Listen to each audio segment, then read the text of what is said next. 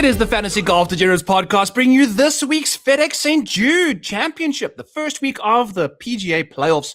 And after a Michael Brennan W at the Wyndham last week, we've got all sorts of recaps, all sorts of previews, course previews, everything you could wish for, presented to you by DraftKings. Use code FGD as they are the title sponsor of this wonderful show that you degenerates are such loyal, fantastic fans of. We appreciate every single one of you, even those of you that leave the nasty comments below, who none of you guessed the right winner last week, Michael Brennan. Let us know in the comments below who's going to win this week to get a free month into the Model Maniac Patreon. As always, I'm joined by my favorite co-host in the world, King of the Couch, Kenny Kim. What's cooking, Kenny? Yeah, big win by Brennan. Didn't really expect it after a couple of weeks being in the top of the leaderboard. I guess it helped him out. A lot of the times we see guys do this where they're on the top and they just continue to struggle. He took it and he played well on Sunday. Really got that victory. Solid win for a local guy. He's from about 20 miles west of me, his club. So one of my favorite restaurants is around where his club is, Monk's Barbecue, one of the best barbecues in Northern Virginia, is right by his club here in Leesburg. So kudos to him. Great victory. I know Bo tried, didn't really get his best on Sunday, was up there for 3 straight days, still no wins. Him and Patrick Rogers, probably a couple of Denny, probably the 3 most starts that still play on the tour without a win. Another good week by Tom Kim. Decky was up there. Good way to end the season. I guess the only person that really moved up, I don't think anyone really moved up into the top 70. Koivun was right on the edge, and he stayed there, and he made it in 5 starts. So good for him. I was sort of under the weather this weekend, so I didn't get to watch too much of it. I was passed out a lot of the time on some meds, but I got to see some of the Sunday, and Brendan looked really good on Sunday. He did.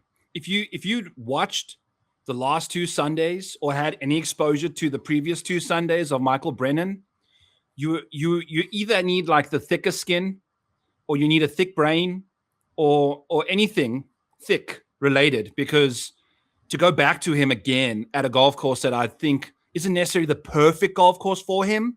I figured he missed his chances at the 3M where it was really like fired it away kind of thing, and then you get to a bit more claustrophobic Wyndham. Nope, not a problem for him. 190 miles an hour into the thick rough and then just whack it out of there. So that's what his skill set is to the most extent there, but played fantastic golf all week. And, we were just waiting for that back 9 to kind of sneak up on him. Didn't happen. Just nails, absolute nails. And now he's won 2 with a total of 9 shots. So it's 2 big wins for him there. Granted, Bo Haslip, Ben James, Kevin Yu, all instilling desperate amount of fear into him, chasing him from behind there. Tom Kim had an outright in the mix. Lifeless. One of the more accurate drivers in the field, just kept missing fairways by 10 feet. And then you screwed, making pars on a par 5 that's like playing 4.2 strokes under par or 4.2 strokes to par is insane, so tough stuff from Tom Kim over there. When you're losing strokes off the tee as the only guy inside the top 10 on a Sunday is not ideal for old Timothy Kim there, but it is what it is. I am the king of betting guys either side of their wins, and that's just how I'm going to keep on going, because we are getting back to the FedEx Cup playoff. Kenny Kim, anything else you want to chat about from the golf world? I guess Walker Neimann, 9-time live winner, 2-time major top 10er. When you've got 7 more live wins than major top 10s, that's quite insane. So I wanted to do that pre-show and see, okay, what does he have 9 of in majors? And I'd imagine it's a couple top 40s, but definitely 2 top 10s. So thoughts on the Neimann situation? Yeah, well, before we get to Neimann, my week, I had Tom Kim as the each way hit. I also had Wallace. It was a little bit chopped, but it gave me a profitable week. Cash lineup was winning 1 again. So it didn't go 4 losses in a row. So it was a solid week overall. For the year, for the regular season, 18 of 30, 18 cash lineup wins, 12 losses. Pretty solid year. I want to get to around 20-10 is the goal. So we were close. 4 outrights, 26 each way hits. So up 4K in DFS, down $400 in betting, even though I bet $12,000 total for the year. I am down $400. So basically breaking even. Hopefully we can get to the window in these 3 events. I need a win and an each way to have a profitable betting year. So I need a win and an each way in these 3 events. So we'll see how it goes. Definitely going to be up for DFS. Looking forward to it. These last 3 events, because these no-cut events have sort of been my jam for the year. So we're looking forward to that. Now let's get back to Neimann. He does get his 9th win out there. I mean, does anyone really care about Liv very much anymore? I mean, I don't. Well, I do. I've cared more about it in the last couple weeks because you always care about your dying grandpa more when he's on his deathbed than when he was kicking. It's probably the hard truth that we all live here. So the little fun fact in life there, make sure you love the people that are alive and kicking well before they tell you that they start dying, because I'm way more interested in Liv knowing that it's on its life support situation. Yeah. And it's been interesting to watch. I was really rooting for HV3. It would be nothing like having Harold Varner III win a Liv event as like the last thing to ever happen on Liv. I think it would be just so fitting. But instead, 9-time winner now, Walker Neimann. Yeah, they're probably not even going to play the team event, right? So the season's over, I think, right? I think there's one more. Is it one more tournament going on? I think there's one more event. I think. So the Michigan isn't happening. I don't know. Yeah.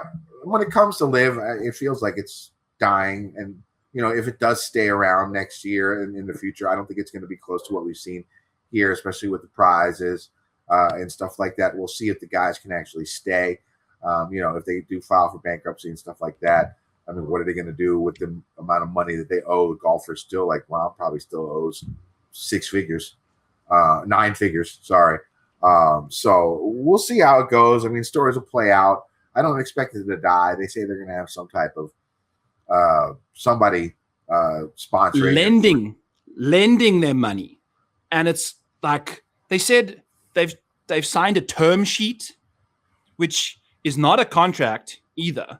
Like everything Scott O'Neill talks about is such bullshit. It's I mean, what's he supposed to say though? Yeah, I know. What's he supposed to say? It's you can see the bullshit you need to talk is stuff that people can't just see through the moment you've said it. That's let's go, brother. Like, granted, term sheet, contract, whatever. Some people don't necessarily look at that way, but a term sheet is just a pre-contract, and that doesn't commit anybody to anything. And you didn't say that are there investors or lenders? So I think there's lenders involved here for sure. So, I mean, people lending a tour money that's filing for bankruptcy doesn't seem like who would be lending that money. But it turns out it's people that Bryson DeChambeau's agency is basically a part of. So Bryson's like basically funding himself and the tour. It's just a disaster. It's just a total disaster out there right now. Yeah, I don't really give a fuck anymore. So okay, cool. Congrats to Walker Neimann, though.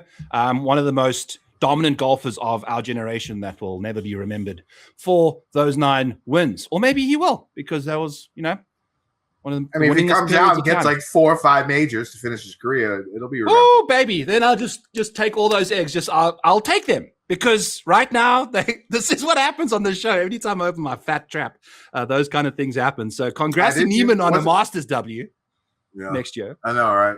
You're probably going to win something. Yeah. I don't know. I just don't see it happening there until, we really get some smoke smelt in that department. Anything else to be mentioned along the way? Yeah, no. I got a story about my mom. I'll save it for next week. I'm feeling sort of shitty. Let's make this quick today. Let's fucking roll, baby. Let's get right into it this week. We got the FedEx St. Jude Championship. Kenny Kim, get us into the course preview for this week, baby. All right, so let's talk about this course. We're going to bring it up the final. This is the first event of the first event of the FedEx Cup playoffs begins this week. The top 70 in the FedEx Cup rankings head to Memphis, Tennessee for the FedEx St. Jude Championship. The tour has played at TPC Southwind for well over 30 years. This is like the fourth or fifth time it's been like a playoff event. It also had like the WGCs there. So they've had like a bunch of really strong fields for close to the better part of the last decade. Everyone in the field will try and get into the top 50 in FedEx Cup points so they can advance to next week's BMW Championship. Golfers outside the current top 50 have a tough hill to climb. Only a handful of golfers each year tend to make it into that top 50. Usually it's somebody who gets hot, like a Billy Horschel or a Lucas Glover or a Keegan Bradley or somebody Ricky like Fowler that. Last year. Ricky Fowler, who gets hot at the right time. But not that many people. So for me, I'm not really looking into that narrative for this week. So TPC Southwind, 7,250 plus yard, par 70 course, 4 par 3s, 2 reachable par 5s. Course is routinely one of the 15 most difficult courses on tour. The back nine, especially rough, as the par 5 16th is the only hole that plays under par. The par 3 14th is always in the mix for the most difficult par 3 on tour, and the final 2 holes are incredibly hard. On average, there's around 200 bogeys a year or worse. Bogeys are worse on the final 2 holes every time this tournament comes into town. That might be a little bit lower now since it's a top 70 in ties events, but still, those last 2 holes, you get a lot of bogeys. You don't have to worry about a cut this week, so don't have to worry about that on a Friday. But if you guys in the lead going into Sunday, last couple of holes, you might have to worry. Now, off the tee, golfers are going to face narrow zoysia grass fairways that are very difficult to hit. If golfers miss the fairway, which they will have to deal with some trees, bunkers, and a good amount of water. Speaking of water, even though it's only on plan about 10 holes, more balls have found the water here at Southwind than any other course on tour since 2003.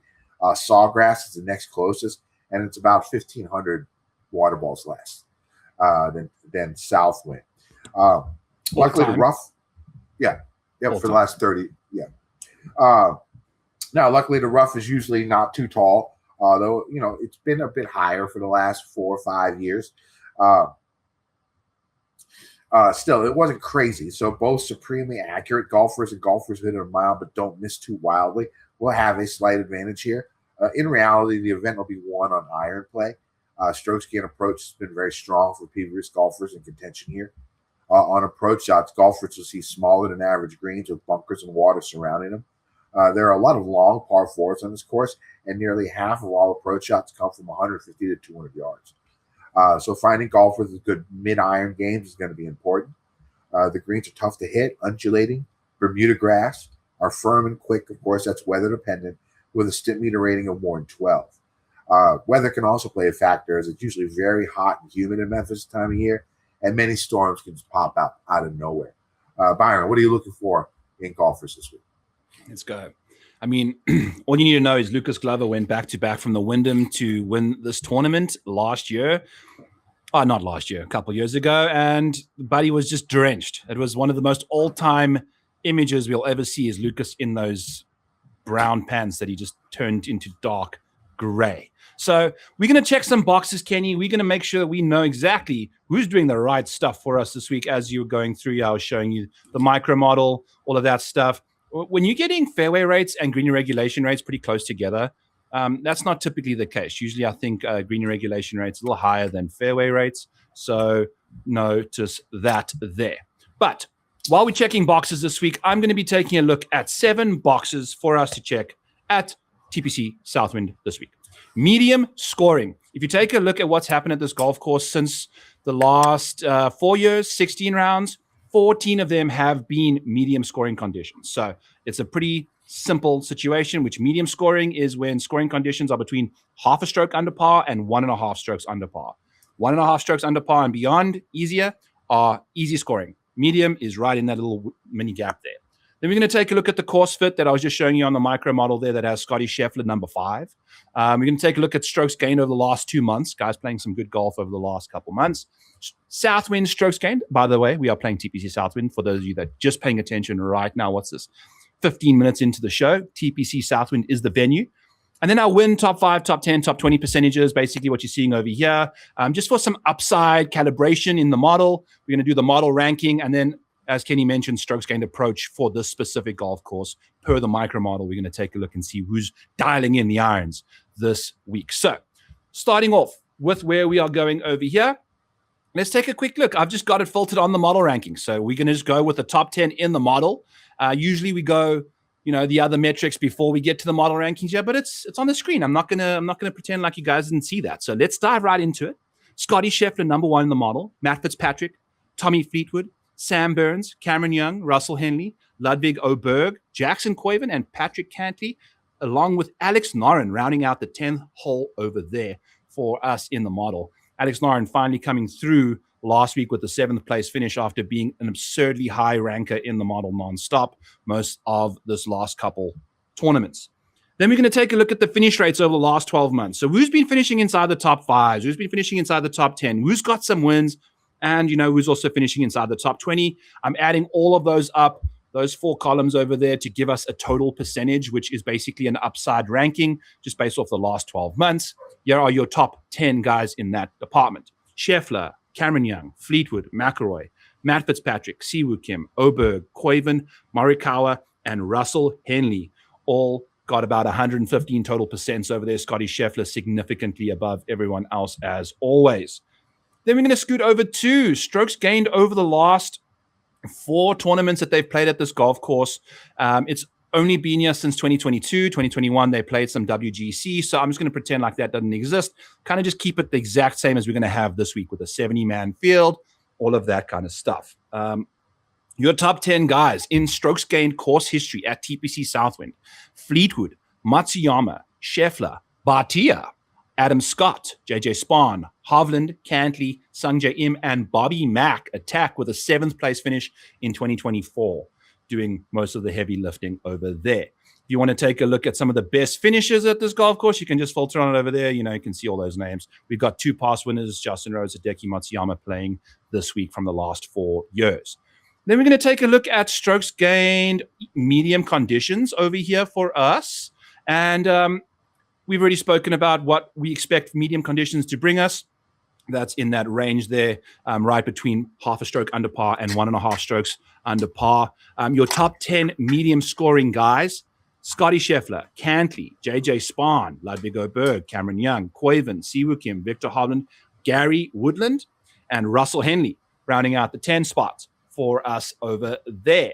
Then we're going to scoot over here. We said strokes gained approach is going to be paramount this week. The micro model basically goes ahead and takes every single approach shot based off of every single driving distance, based off every single hole's distance, based off the fairway rates, based off the green regulation rates, and it determines who's going to dominate this week. And based off of the micro model / course fit, these are your 10 best approach players for this specific course, TPC Southwind, this week. Siwoo Kim, Collin Morikawa, Matt Fitzpatrick, JJ Spahn, Alex Fitzpatrick, Aaron Rai, Henley, Young, Koivun, and Oberg are your top 10 approaches for this golf course. Some of them, checking only those 2 boxes is Alex Fitzpatrick and Aaron Rai. There's one other box that they have checked since their color code is yellow. And then the micro model, the course fit. Who is the best course fit this week? I'm rolling with 40%, almost half the model this week, because I love the idea that Scotty Scheffler was number 5. And I checked it, and it's the irons. It's really the iron play. You didn't see Scotty Scheffler's name get called out there on the approach side of things. Just for some reason, he's just not dialing in the long irons at the moment. 200 plus and beyond are his biggest bugaboos.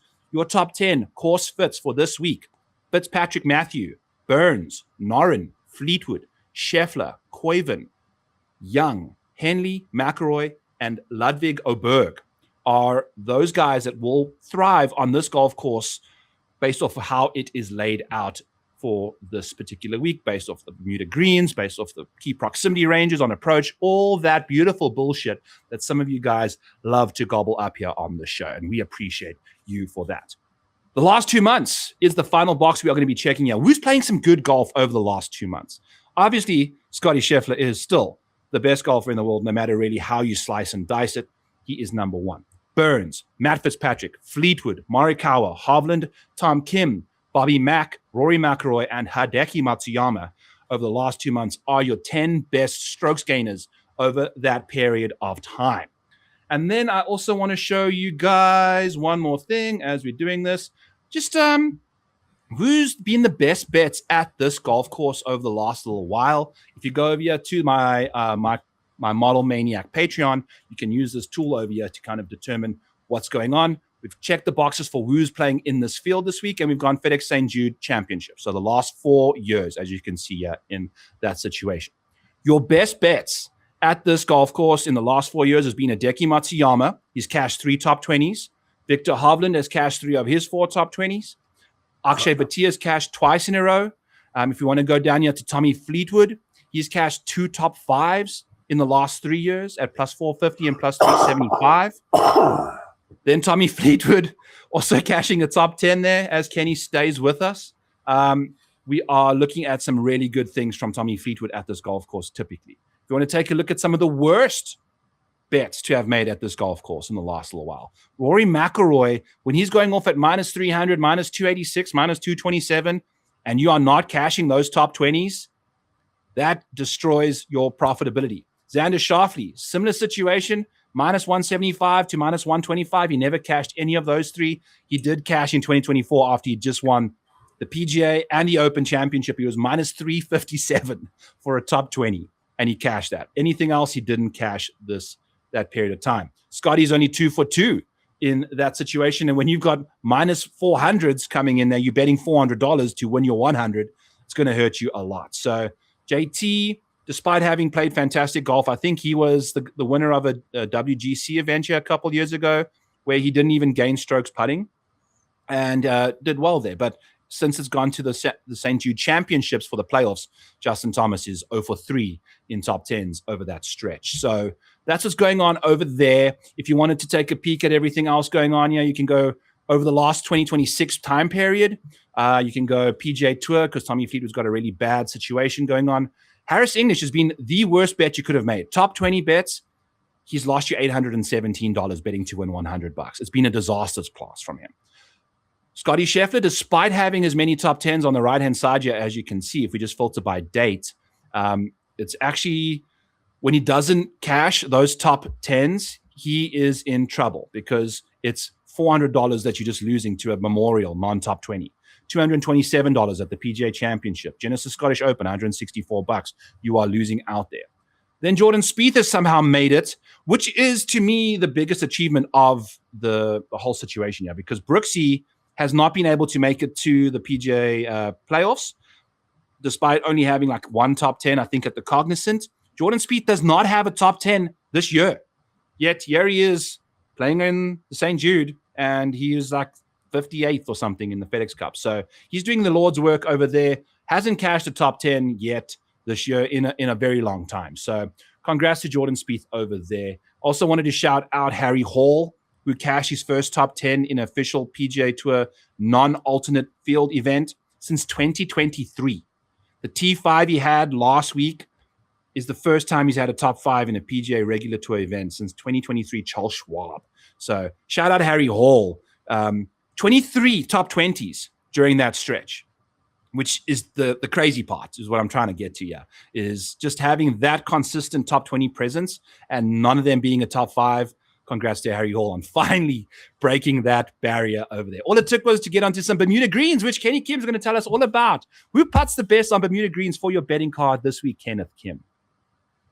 Before I do that, let's have a little word from our sponsor.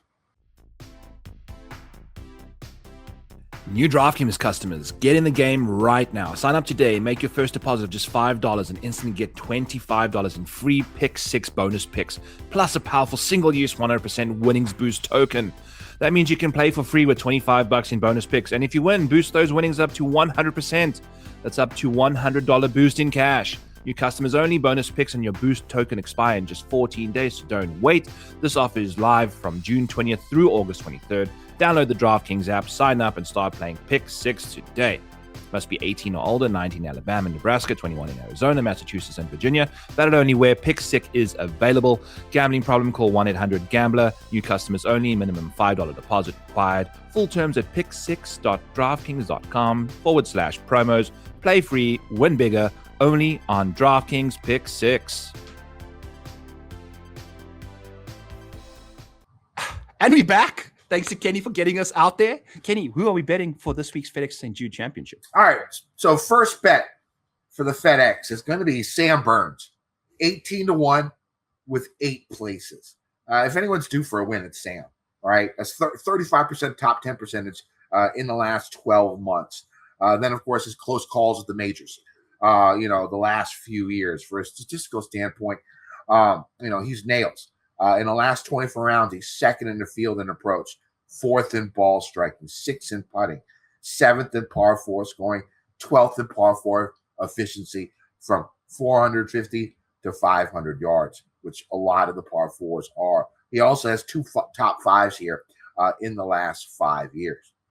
Next, it's going to be Victor Hovland, 30-1, 8 places. Hovland's been amazing, has been a menace during the playoffs over his career. He's gained the most strokes total in playoff events the last few years. He had a runner-up here 2 years ago. His stats have been very good recently. Iron game back to being borderline elite. Been hitting a ton of fairways. Real good from 150 to 200, both from the rough and from the fairway. Next, it's going to be Russell Henley, 30-1 with 8 places. Supremely accurate driver of the golf ball.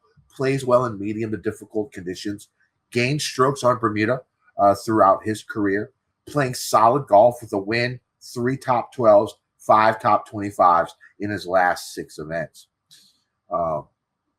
Has a couple of top 10 years top 10s here in the past. Next, it's going to be Sung Jae at 66-1 with 8 places. A little different thinking here with Sung Jae. A lot of Sung Jae's success has in the past few weeks have been due to the flat stick, right?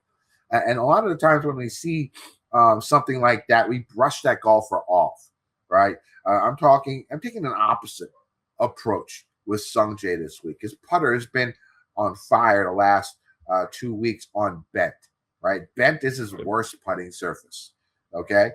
He's now coming onto Bermuda, which is his best putting surface, right? If he can keep that putter going, which I know the variance is usually wild, but I'm going off the script with my train of thought here with Sung Jae. But, if he can ball strike just slightly better than average, like he's been doing the last couple of weeks, right? And then if he can putt and have that nuclear type of putting week, which we've seen the last few weeks, plus he's going on his favorite putting surface, going from his least favorite to most favorite, taking a little bit of different approach, thinking of Sung Jae also. He's had some good finishes here in the past. Next, it's going to be Shane Lowry, 66-1 with 8 places. We'll talk about him a little bit more later. Last, it's going to be Jordan Smith, 80-1 with 8 places. Comes in 8th in my model for the week and had an excellent week at the Wyndham last week, finishing 14th. In the last 24 months, last 24 rounds, he is 7th in the field in off the tee, 16th in ball striking, 12th in putting, 3rd in driving accuracy, 6th in good drive percentage, and he's been excellent from 150 to 200 yards. He's been playing well with 4 top 25 finishes in his last 6 weeks. Love him in DFS at like 6,600, and I think he's worth a look at 80-1 with 8 places. So my card for this week, it's going to be Sam Burns, 18-1 with 8 places. Victor Hovland, 30-1 with 8 places. Russell Henley, 30-1, 8 places. Sung Jae, 66-1, 8 places. Lowry, 66-1, 8 places. Jordan Smith, 80-1, 8 places.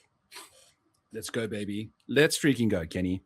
I don't think we're going to have any overlap because I'm rolling with Matt Fitzpatrick, 22-1 to win this tournament. I was kind of shocked to see that he is one of the better putters on Bermuda surfaces. If you take a look at what Matt Fitzpatrick has been doing on Bermuda, getting 1.1 strokes on that surface, compared to everything else. Bent, losing strokes. Poa, he's back, basically neutral. And then Fescue, he's actually doing some good work, but on a very small sample size, since that's over on the DP World Tour side of things. So you can see, basically gaining a stroke more than every other surface for him over there is Old Fitzy. That's not even the most important part for me. And what I really like to see was Matt Fitzpatrick checking the number 1 ranking for the micro model this week. When it comes to the approach play, he's going to be dialing in green regulations non-stop. Anytime he misses the green, he's one of the best in the field around the greens. When it comes to these Bermuda putting surfaces, he is the best in Bermuda putting. So, as you can see here, the strokes gained putting is a bit of recent form putting as well as Bermuda mixed in there. Otherwise, he'd be the best. Alex Noren playing some great golf on the putting side of things there while we're just chatting about putters. But Matthew Fitzpatrick playing some good golf over the last 2 months. Bit of a letdown at the Open Championship. He has had success at this golf course in the past as well, looking at a 5th place finish here in 2022 and an 18th place finish in 2024. So some good work there. And then when it was the WGC back in 2019, 2018, I think he had a 4th and a 6th as well. So we're getting that really good putting. We're getting the ball striking that's through the roof. Pretty much every area for Matthew Fitzpatrick that matters this week. He's going to be inside the top 22, I believe, from what I wrote up last in the Discord earlier. Just playing fantastic golf. The ball striking is too good. The iron play, the finding the fairways is going to just keep him in play non-stop, keeping him out of trouble. Keep pounding those greens in regulations and make those putts on some Bermuda greens. So that's where I'm going to be going first, 22-1. You can get your 5 places each way, where those books are by now. Go check it out over there. Then we're going to go Russell Henley at 38-1. I could not pass up the 40. I could not pass up the 38 after I let the 41 drift to me at the 38 there. But we got a 6th place finish for Russell. We do actually have overlap. You have Russell Henley, Kenny. So we got that now that I see the 6th place. So congrats to Russell Henley for missing the cut in a no-cut event, just since we've got this wonderful overlap going on. But maybe he comes through for us. Some solid form coming into the week, 2-3 top 20s in a row, including a 9th at the Open Championship. He kind of just plays any conditions well in general, but when it comes to medium, that is technically his best situation of scoring. 8th in the micro model, despite being like a distant deficient beast. And then, the last little while, we actually have not had the best form, despite having some good finishes. It's just been a lack of upside there from Russell Henley, who I think can bounce back quite nicely for us at a golf course that really suits his skill set. Let's see some good work from Sex Panther McGee there. I'll be looking at a top 20 as well for Russell Henley, especially when his price points in the top 20 market are not even remotely close to the 67% of the time it's happening all the time, every time, So there's the Russell Henley for you over there. And I would not forgive myself if I did not have Hideki Matsuyama on the betting card, despite being 11th in the model, despite not necessarily grading out the greatest, despite teasing us, taking off a couple clothing items early on Sunday morning, thinking we're going to get some Hideki strip show love and just dominate the Wyndham. Nope. Land up shooting, I think, like only 2 under par to almost shooting a 29 on the front 9. He had a 7-foot putt to shoot 29 and then finished 7th. So let that gas out the tires a little bit, but we're now looking at a 3rd, a 5th, and a 7th in his last 3 starts, a 14th and a 14th prior to that. So that top 20 number on Hideki Matsuyama will be hammered as well. I think I saw a minus 114 out there for a top 20 on Hideki on DraftKings. Use that code FGD while you guys are doing that. We've cashed that ticket here now in the last 5 recent starts, and it will be now the last 3 Wyndham FedEx St. Jude championships that he's finished inside the top 20 as well in the last 3 years. So that's checking a lot of boxes for us for that bet too. I have to be on Hideki. I've been on him the last 2 weeks, and what I'm very good at is getting off a guy when he's on.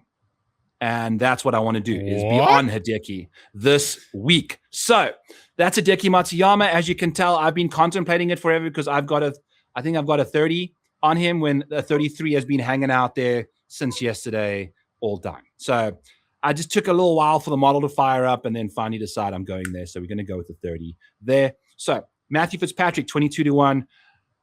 Hideki Matsuyama, 30-1. And Russell Henley, 38-1 are going to be my 3 outrights this week. along with some placements that I'll be discussing on the Back Nine Bet show that I do 3 Eastern here on Mayo Media Network. Check that out over there. We had Chandler Phillips's ladder bet of the week come through for the first leg. He cashed that top 30 bet for us quite nicely at plus like 250 or something. But we had a plus 540 top 20. I'm busy tracking Chandler Phillips, gets to the third last hole, hits it to 16 feet. I'm like, oh, baby. Maybe we make a birdie here and get even further up towards the top 10 side of things. Nope. We 3-putt from 16 feet with 3 holes to go, and then birdie the next hole and finish T22. So that would have been a really nice top 20 to have half the ladder over there. But alas, can't have more. Any hoozle. So those are my 3 guys. I'll be rocking and rolling with a couple. There's a good chance Alex Noren is going to be the ladder placement bet of the week, just based off his DK pricing and how he's ranking out for me in the model this week. I'll be taking a peek. As always, top 40 markets, top 30 markets, not necessarily doing their work early for us today, but once those numbers are all out there, I'll find the best ones for us and drop that on Twitter and drop that in the Model Maniac Discord as well. Alrighty, so that's the betting portion of the show behind us. Let's get to the DFS blood, sweat, and tears for this week's FedEx St. Jude Championship. We've got a $13,500 Scotty Scheffler sitting at top of the board here with an $11,500 Rory McIlroy, $10,002 Tommy Fleetwood, and a $10,000 Xander Schauffele. A very interesting 10K range because I'm almost not interested in basically everybody in the 10K range. Yeah, I don't know. Yeah, I don't know. I think I might play Scotty in at least one. Coming in with so many runner-ups, and you would expect, maybe he could pull one out. I'm going to make my 5 lineups. I might start 2 with Scotty, and then go heavy on the 9K and 8K range because I love those ranges. Like in the 10K range, I don't really see myself playing anyone. Tommy maybe, just because of his, he's been playing decent golf and he's played well here in the past. But Scott is really going to be the only person that I think I'm looking at in the 10K range. I don't mind Tommy Fleetwood. I was trying to just joke, saying that I don't like anyone because it's the 4 best guys in the world, essentially. Not necessarily, though. We've got Cam Young and Matt Fitzpatrick sitting in the 9s. But Tommy Fleetwood, 2 third-place finishes here in the last 3 years, a 4th at the Open, and just a slew of top 20s coming through recently for Tommy Fleetwood. We'll see what he does. Scotty Scheffler, obviously, with the 4th and the 3rd year in the last 2 years as well. I will not be playing Rory McIlroy. Depending on the ownership, I will not be playing on him, though, because for him to rank 14th in the model for me that's absurd. It's just there's nothing good going on. I looked at his profile, Kenny. If you take a look at what Rory McIlroy's done over the last little while, he's only had 2 top 5s in 2026. It was the Genesis Invitational, where he finished 2nd to Jacob Bridgman when I had Rory outright there, and then he won the Masters. That's it. Those are the only 2 top 5s he has on the PGA Tour this year. So anything related to Rory McIlroy right now needs to just be a no-go zone for you, despite the 3rd place that he had here in 2023. The track record just disgusting. And then Xander Schauffele, same situation. That 2nd place finish was in the midst of the best golf he'll ever play in his life, most likely. And everywhere outside of that, he's been outside the top 20. So Tommy, Scotty, Xander, Rory would be my 4, how I rank them up top there over the boys. Moving into the $9,000 range, we've got Matt Fitzpatrick, Cameron Young, Sam Burns, Colin Morikawa, Ludwig Oberg, and Hideki Matsuyama at $9,000 flat. Kenny, what are we doing in the 9s? First cash game cornerstone is going to be Sam Burns.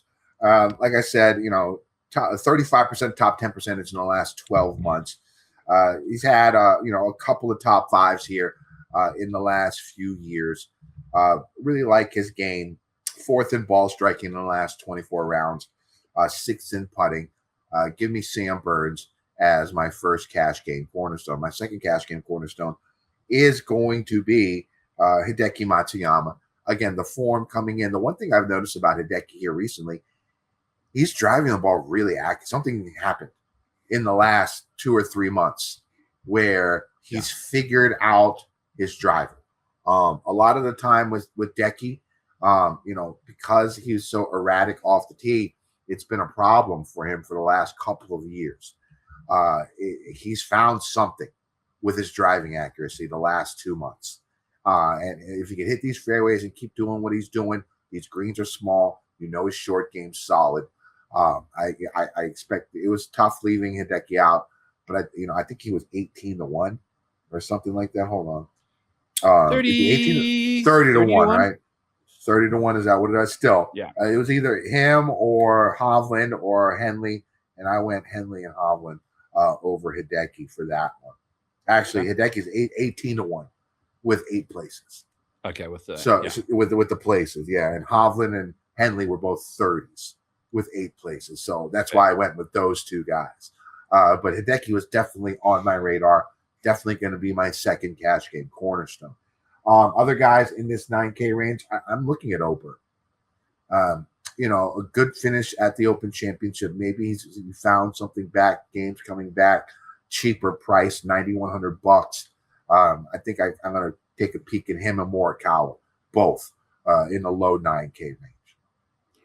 Yeah, Colin's interesting. He's also not necessarily thrived around this golf course before, and just kind of been flirting outside the top 15s there for a while now, outside the third place at the Travelers. So maybe this is a golf course for him, not necessarily grading out the best for me. I do like a Sam Burns. The reason I don't fancy that top 10K range there is we've got the second, the fourth, and the fifth ranked guys in my model sitting at 9.9, 9.7, and 9.5. I think it's going to be quite easy to build balanced builds and just shove potentially 2 or 3 of these guys into your lineups as you feel, frisky enough to do so. I'm cool with going with Sam Burns. Doesn't check as many boxes as the rest of the guys, but does rank out 4th. So that's still pretty handy. Cameron Young, Jesus crumpets. I professed on the show last week that the best time to get to Cameron Young is in round 2, where he has this 3 strokes gained in round 2, Mike, if you show the screen here. It's insane. On the right-hand side of the screen here, these are strokes gained averages for the last 12 months through rounds 1, 2, 3, and 4. Cameron Young is averaging 3 strokes per round on a Friday. And we were just waiting for it to bounce back there. The putter was abysmal. I think he lost 4.7 strokes in round 1 of the Wyndham Championship on Bermuda greens. He's one of the best Bermuda putters there is.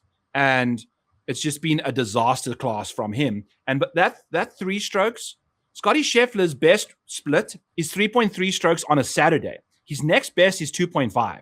So I'm just trying to put this 3 strokes on a Friday into perspective. And we jumped in on Cam Young's top 10 market, and he just continued to just miss putt after miss putt after. It was one of the worst putting performances I've ever seen from a world number 4. His putter is so bad that I don't think you can use him in cash. No. I don't think you can use Cam Young in cash because his putter can be so bad that he can be outside the top 30, outside the top 40, and even with good ball striking. That's how bad his putter's been. Now he can win it if his putter's average. So you know what I'm saying? So I think in GPPs, sure, but I don't think you play him in cash.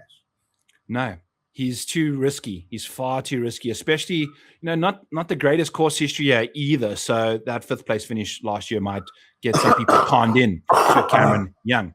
But I'll be going to Hideki Matsuyama. The top 20 is basically on demand here for us at $9,000. Ludwig Oberg is interesting, like you mentioned, checking 6 boxes this week and 7th in the model at $9,100. So a lot to like about Ludwig over there as well. In the $8,000 range, Kenny, we've got our guy Chris Gotterup sitting at $8,900. Patrick Cantley, Siwoo Kim, Russell Henley, Wyndham Clark, Victor Hovland, Bobby Mack, Jackson Koivun, Justin Thomas, and Justin Rose, rounding out quite a big 8K range over here. Anybody catching your eye for any particular reason in the 8,000s? Hovland's my 3rd cash game cornerstone. Again, the iron game is back to being borderline elite. He tends to play well this time of year in the FedEx Cup playoffs. Gains a ton of strokes during the FedEx Cup playoffs throughout his career. He's had some good finishes here. I think he's had a runner-up here in the past, at least top 5, I think. And so, definitely using Hovland as my 3rd cash game cornerstone. Again, I like Henley. Henley's in my cash lineup right now. Not one of my cornerstones, but he's in there along with Tom Kim, who's just below 8,000. And then I'll go my last cornerstones in the 6K range. We'll go over that here when we get there. But for all the reasons we talked about Henley in the betting segment, I do like his accuracy off the tee. He's had good form coming into this event. Gained strokes on Bermuda throughout his career. So I like Henley, and I think I might be playing a little bit of Siwoo as well. Anywhere with like small greens where you gotta have that short game, where you gotta hit a lot of fairways. It seems like a Siwoo type course. So I'll be playing a little Siwoo this week also. Well, Siwoo Kim is the best iron player in this field for this golf course. So I love that situation there for old Siwoo. Knows what we're talking about over there. $8,000 range is quite interesting, Kenny. Chris Gotterup is like, I was taking a look. He is the most profitable outright bet, obviously, this year with 3 dubs. Again, just not necessarily knowing when that's ever going to happen. It's been the John Deere, it's been the Sony, and it's been the Waste Management Phoenix Open. Are we still waiting for Chris Gotterup? Despite having some really good major track records, he's really struggled in the signature events for some reason. So I don't know what the deal is there. We'll see what happens. Patrick Cantley is probably going to have to go back to being a better fish bet for me. I love what he's getting up to in the medium scoring conditions, but I just can't play this guy in DFS. There's just never any potential that he's going to like win the tournament. He's just fucking around at 14th to 8th place finish like nonstop, you know? So it's like, if you take a look at everyone around him, this top 5 rate for Cantley compared to, you know, his peers is pathetic. And saying that now, congrats to Cantley on the top 5 this week. We do have one back in 2023 for him there, but I'll be leaning on Russell Henley to get the job done up top of the board. Jackson Koivun at $8,200. He looked more stressed out trying to make the playoffs by finishing whatever the hell he finished last week. Finished a casual 29th to finish 70th on the FedEx Cup points list in 5 starts, like we mentioned earlier. Fantastic pedigree, 8th in the model. We are finally just waiting for him to putt well as well.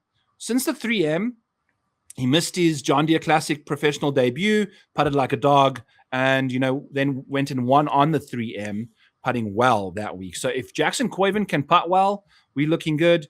He has not been the last couple weeks, and I've had a lot of him in Showdown waiting for that putter to resurface, and it has not. So Russell Henley, like I said, Jackson Koivun, like I said, and, you know, I'm trying to convince myself that Justin Rose gives a fuck about this, and I think he does.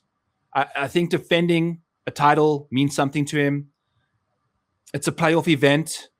He's come close in majors a couple times this year, obviously missed the cut at the Open, but I think there's a chance that he can do some good work. The game was there. It just kind of didn't quite translate in the big moments when it mattered the most to win, but was up top there. So from a theory, like a game theory perspective, I don't mind the defending champ at this golf course whatsoever. So one thing about Koivun, he's going to be a fade for me. He looked a little tired on Sunday. It didn't look like he had, you know, all of his game there. He looked a little tired. Like you said, he looked a little off, right? I'm a little worried about him playing 6 of the last 7 weeks. I know he's young, but I don't know. Do college guys play that much when they play in college? I'm not sure. It seems like a lot of golf for a guy. I could be mistaken here, but, you know, 6 events, 6 pro events in 17 weeks, 72 holes each time. I don't know. It just seems like a lot for a kid, you know, who's just come into the league. We'll see. I mean, it's a total guess. It's a total narrative on my part. But I mean, he just did look a little bit tired on Sunday. Well, looking at his profile on Data Golf here for college, I'm not seeing not even a back-to-back start in college from what I'm just doing some quick math. I don't think they play every week. You know, I don't think they play every week, right? They don't play events every week. No. So I mean, it's new for him, I would expect. Yeah. But I would also, you know, I think the mental grind to just keep making cuts, to just keep, he didn't need to win or anything. He just needed to like top 30. Just needed top 30. Just keep adding on to what we're looking for to make the playoffs, and he did on the number. So I think that's going to be a big relief for him. I think he needs to make the BMW to make the President's Cup, because it's going to be hard for someone who's not playing those 2 weeks, to even though he's had a good 6-7 events, right? I mean, I think he needs to advance to be able to make the President's Cup's team, because here's the thing about Snedeker, and here's the thing about people talking about the President's Cup, how they should let these other guys have a chance to come in who, might be young, who might not be up there. The problem with this is these guys who are the captains, they're out there to win it. They're not there to make next year's Ryder Cup team better. That's not what their job entails. Okay? And so their job is to bring the best golfers to win the President's Cup by as much as they can fucking win by. Right? And the pressure, you feel like there was no pressure, but if you ever lose a President's Cup, you're going to be laughed off the face of the fucking earth. Right? If you're an American. Right? If you're the first motherfucking captain that gets a loss to the international team, that shit's going to be a motherfucking stain on your career. There's no fucking doubt about that, right? We've never lost a fucking President's Cup, right? Right. So this is just going to be maybe we lost one. I don't even remember. But like, if I know Tiger and Ernie, they had a tie. They had a tie. Yeah. Yeah. I don't think, maybe like one in Australia, like back in the day, like 30 years ago. I don't even know. But like, if you're a captain of a fucking team and you lose now, you're going to be fucking laughed off the face of the earth. So and these guys know it. Snedeker knows it. His job is not to make the Ryder Cup team better. That is not his job here. Okay? His job is to make sure we fucking win and make sure it's not close. And if I lose, I'm going to be fucking ridiculed. So that's why the people are saying, well, we should take, the B team of like the younger guys. We should take the Koivuns. We should take all these young guys, Brennans and stuff like that, instead of like a Cantley, instead of something like that. You might be right. But to take that risk, and if you end up losing, you're so fucked. So fucked. 1998, right? Melbourne. Like you mentioned. Yeah, it was Australia. 3 decades ago, which is now the 3 decades that United States has not won on Euro soil, I don't think, for Ryder Cup. So to get back to what you're chatting about, complete tangent here in the middle of the DFS tier, but don't you think the freaking captain of the President's Cup team and the Ryder Cup team should be the same person potentially? That might not. Don't you think that just makes logical sense? I don't know. But again, not run by the same companies. Run by the same companies. The Ryder Cup's run by the PGA of America. The President's Cup run by the PGA Tour. They're two complete separate entities, right? They don't really. I don't see what they work together like once a year. Right, for the PGA Championship, right, and for the and once every other year for the Ryder Cup. That's the only time they ever get together and work together.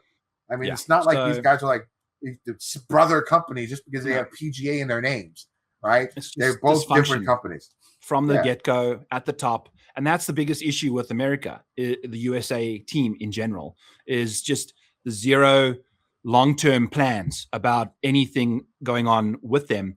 And I disagree to an extent on the young, like not disagree, but Jackson Koivun and Michael Brennan are not the same person. I don't think yet. I don't know. Like what we've seen so far in such a short instant, like Michael Brennan was playing on the Americas tour. Jackson Koivun just had one of the best college seasons ever. Like the potential has been showing you what he's capable of. And then he comes and he wins on the 3M. Like he beat Scotty Scheffler by 3.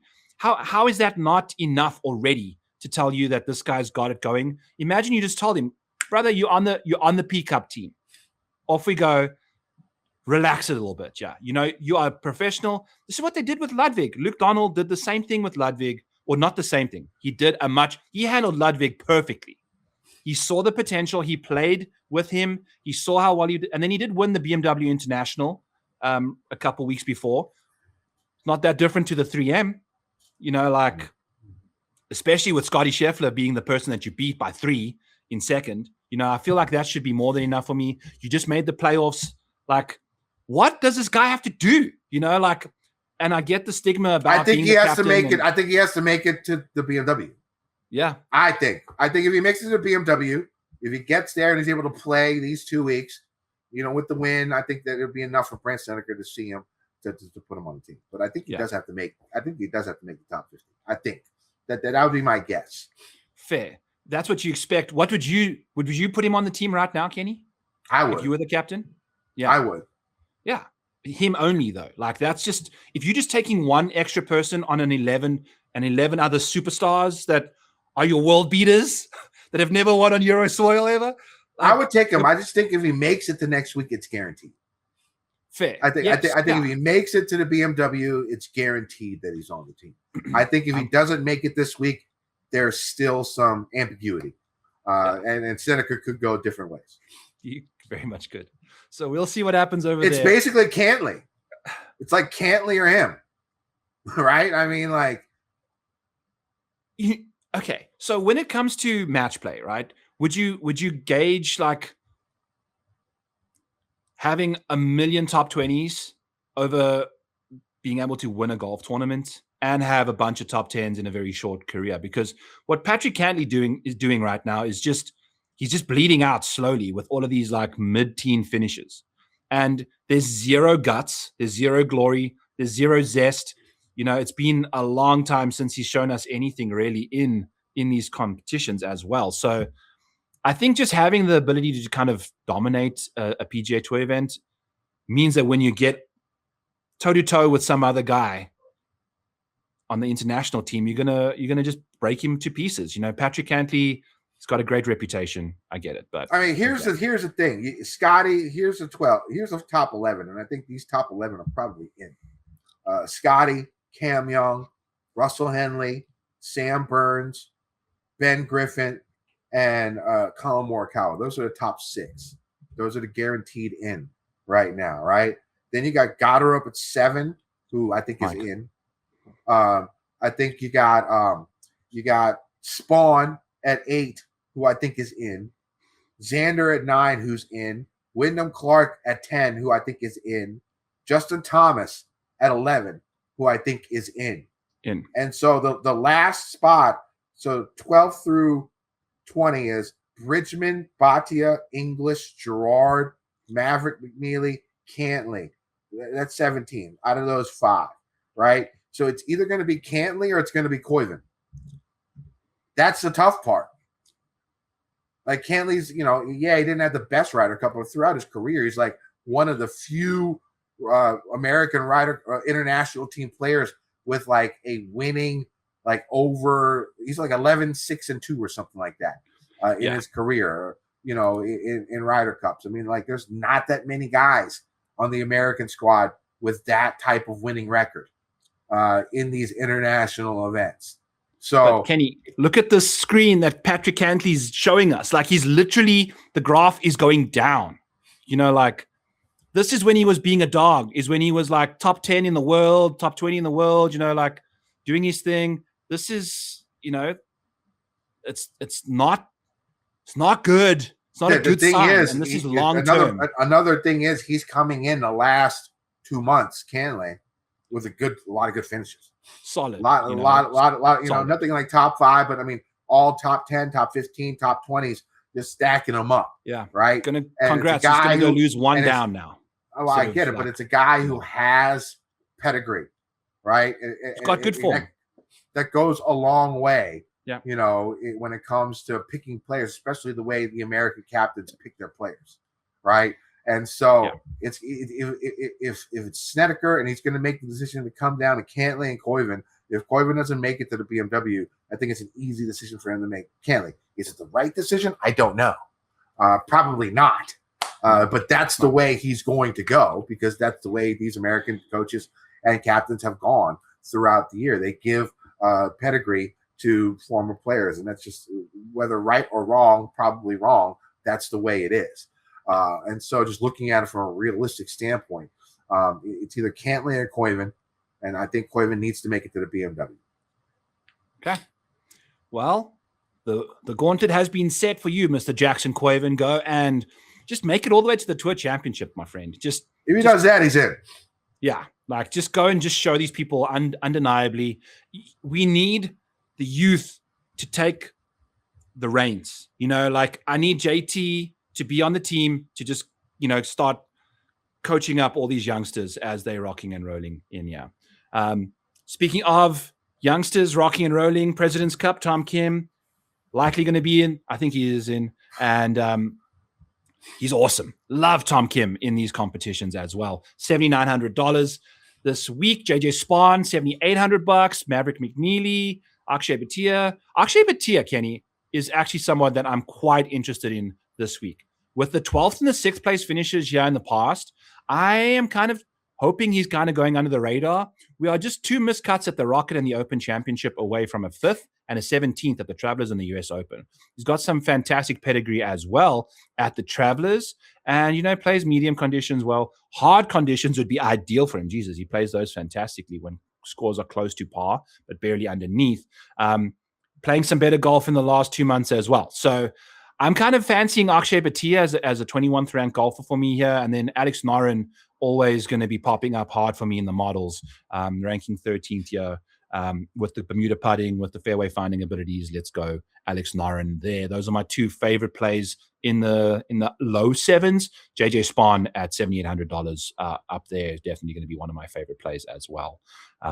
Medium scoring beast. So who are you liking in this 7K range, Mr. Kim? Yeah, I like JJ Spawn a lot this week. I'll be playing him in GPPs. It seems like it's his type of course. Needs accuracy off the tee with good iron play. He's got both runner-up last year. Tom Kim right now is in my cash lineup. He's not one of my cornerstones, but he's in the lineup along with Henley, who's not one of my cash game cornerstones as well. My final cash game cornerstones in the 6K range. When it comes to Tom, the form is just there. The ball striking is just so good. Like he could putt like ass, and he's still top 20 with the ball striking that he goes out there. And I think that's a nice, safe play for cash this week. Other guys that I do like. Let's go down to this bottom 7K. I like that what you were talking about with Bhatia, but my hustler play of the week, Mike, you can hit the music, is going to be Shane Lowry at $7,300. Lowry's been improving a bunch after the bad spell he went through after blowing the cog. He's averaging over a stroke gain on the field with his approaches and ball striking since the Memorial. He has also been very accurate off the tee, ranking 24th in driving accuracy the last 24 rounds in this field. Came 6th here a few years ago. I don't expect him to be very highly owned. I'm hoping we might get him in high single digits, but he will be my hustler play of the week. Other guys in this 7K range, Jacob Bridgman is someone that I could take a peek at, right? Who's played well here in the past. He's been having these, above average starts here the last couple of months, always popping top 25, 23rd, 26th, somewhere around there. He hasn't been playing horrible. If that's going to be his floor for a $7,200 golfer, I could live with that for Bridgman at that price. Mm-hmm. So those are the guys that I'm looking at in the 7K range. If you go down to the 6K range, my final cash game cornerstone is going to be Jordan Smith at $6,600. Again, this is a no-cut event. Everybody gets their 4 rounds. And the way he's been playing has been pretty solid. Really, top 10 in my model the last 24 rounds, supremely accurate off the tee, 16th in ball striking the last 24 rounds in this field, 3rd in driving accuracy, excellent from 150 to 200 yards, 4 top 25 finishes in his last 6 weeks. So I do like Jordan Smith as my final cash game. So cornerstones, so my cash game cornerstones for this week, they're going to be Sam Burns at $9,500, Hideki at 9,000, Hovland at 8,400, Jordan Smith at 66.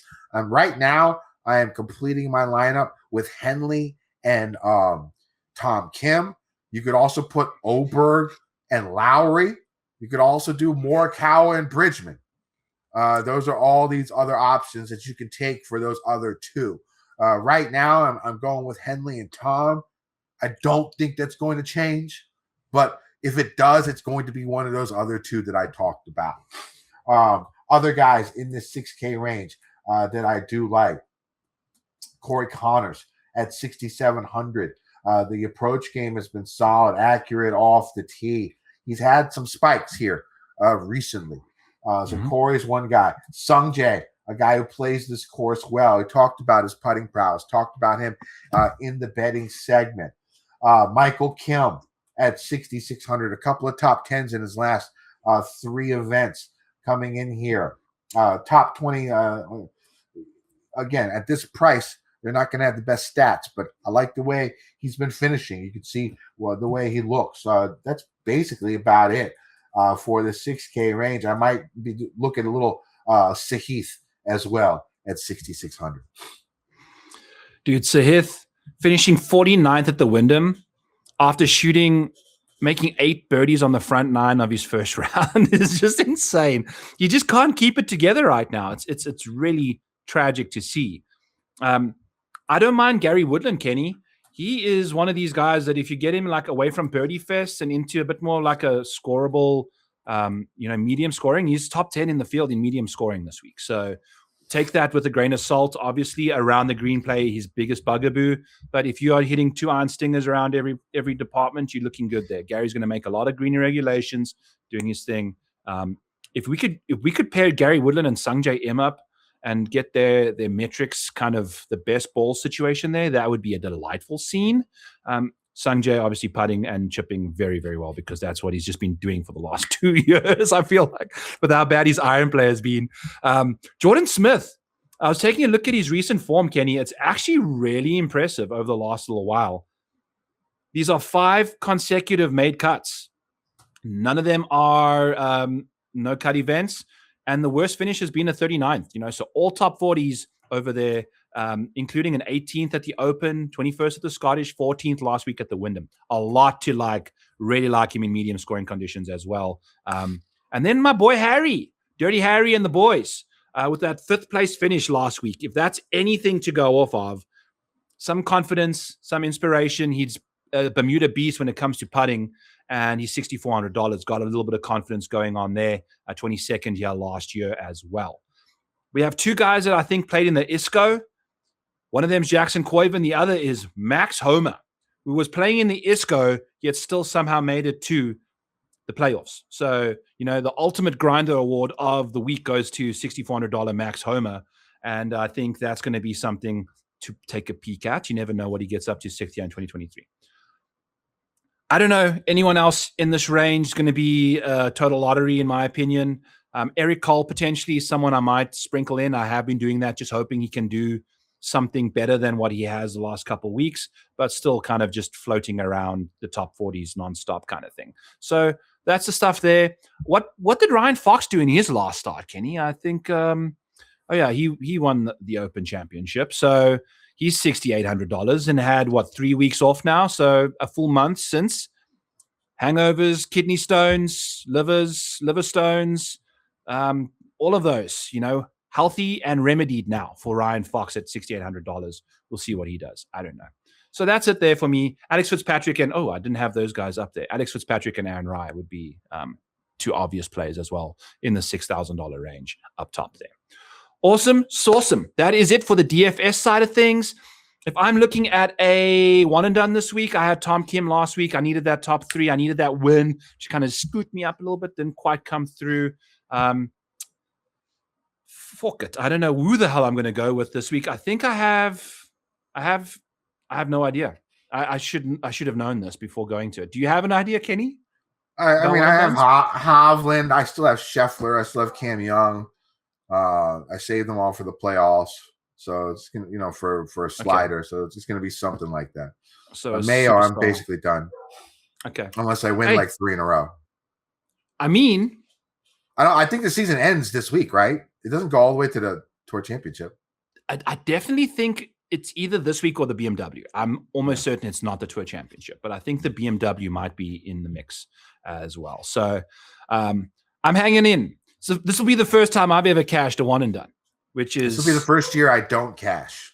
So we live and die by the sword on Fantasy Golf Degenerates. So one of us is cashing next year, apparently. Hey, you made it to you're in the semifinals of the King of the Draft? With Spencer's the final four, right? Going Elite 8, I think, is where we are right now. I think it's going to have to spill into the fall swing, but nothing wrong with that. So I think it goes to the Tour Championship. What happened? Oh, it does? Well, then maybe it does. It ends in the Tour Championship. It ends. I guess there's only going to be 2 people drafting for the Tour Championship anyway, so that makes tons of sense. Okay, off we go. So ideally, we make it to the TC there, and on Spencer's take it show, down for the FGD, brother. For the FGD boys. Get that win, my friend. Let's go. I won't lie. I snuck through again this week, but you know what? Sometimes you just got to make it to the dance and then bust out your best moves when you get there. So that's what we're doing, and that's how I've lived my life all the way through. Go check out the Model Maniac Patreon. Use the code in the description below to get yourself 50% off monthly or annual subscriptions. All my baseball products are part of that. A $50 Dog Dominator part of the annual subs for free for you guys over there. Use the code in the description below, or just use Bets26, whichever one works for you. Then check out DraftKings. Use code FGD if you are a first-time depositor. We'd love you to do that. Help us, keep that sponsor on the show. Yeah, keep the lights on so we can wear the shades when Kenny's busting out the Hustler Play of the week. And then just catch me at the Model Maniac. I'll be popping out all sorts of fun tidbits for you guys over there, having a good time. And then 3 Eastern on Mayo Media Network, I'll be doing my show, Back 9 Bets, to do all my placements, dive through a little more details on these guys once we get some ownership, potentially first-round leader bets, all that kind of stuff over there. That is going to be it from me for the announcements. Kenny Kim, get us the hell out of here, please, my brother. Yeah, find me on X at KendoVT, my final betting card, any changes to the cornerstones, stuff like that. You can always message me if you want to know who my final 2 are, who I go with. I usually give those out if you message me about that. It's the playoffs. Should be a fun week. Let's win some motherfucking money, DGen Nation.